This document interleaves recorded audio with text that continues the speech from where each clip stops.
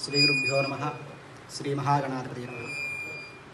బాపట్ల జిల్లా రేపల్లె మండలం చోడైపాలెం గ్రామంలో వేయించేసి ఉన్నటువంటి శ్రీ గంగా పార్వతీ సమేత చోడేశ్వర స్వామి దేవస్థానం.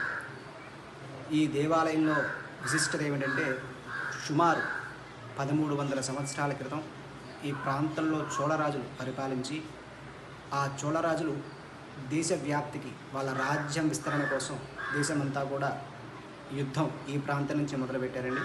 అలా మొదలుపెట్టి 200 సంవత్సరాల వరకు మొత్తం అఖండ భారతదేశానికి, ఇప్పుడు నేపాల్, శ్రీలంక, పాకిస్తాన్ ఇలా విడివిడిగా ఖండాలుగా విడిపోయినటువంటి ప్రాంతం అంతా అప్పట్లో అఖండ భారతదేశంలాగా ఒకేలాగా ఉండేది.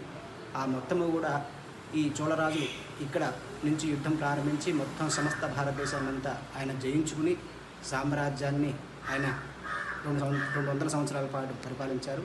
ఆ యుద్ధం మొదలుపెట్టే ముందు ఈ స్వామివారి యొక్క దేవస్థానాన్ని నిర్మించి ఎంతో ప్రీతిగా ఆ చోళరాజుకి కులదైమైనటువంటి ఈ ఈశ్వరుణ్ణి ఎంతో విశిష్టమైనటువంటి విధంగా తీర్చిదిద్ది నిర్మాణం చేసి 4 అడుగుల ఎత్తులో ఏకశిలా విగ్రహంతో, అందులోనూ ఈ చాగంటి కోటేశ్వరరావు గారు చెప్పినట్టుగా బ్రహ్మసూత్రంతో నిర్మించి దక్షిణామూర్తి స్వరూపంగా అత్యంత శక్తివంతమైనటువంటి స్వామిని మూర్తిని ఇక్కడ ప్రతిష్ఠ చేసి ఉన్నారు.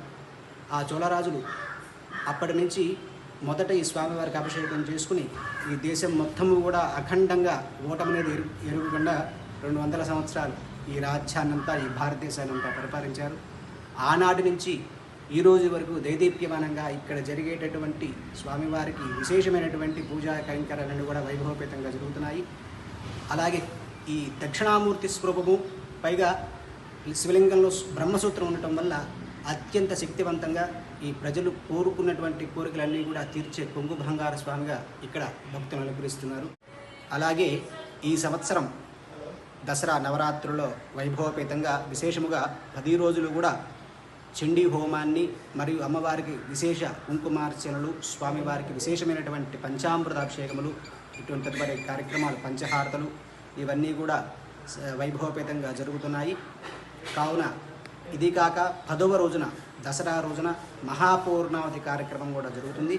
కావున ఈ వైభవపేతమైనటువంటి కార్యక్రమాలన్నీ కూడా భక్తులందరూ విచ్చేసి కనులారా తిలకించి ఆ అమ్మవారి యొక్క కృపకి, ఈ చోడేశ్వర స్వామి యొక్క అనుగ్రహానికి పాత్రులుగా తీర్థ ప్రసాదములు స్వీకరించి ఆ దేవుని యొక్క కృపకు పాత్రలు కావాల్సిందిగా మనం చేసుకుంటున్నాం. సర్వేజన సుఖంగా.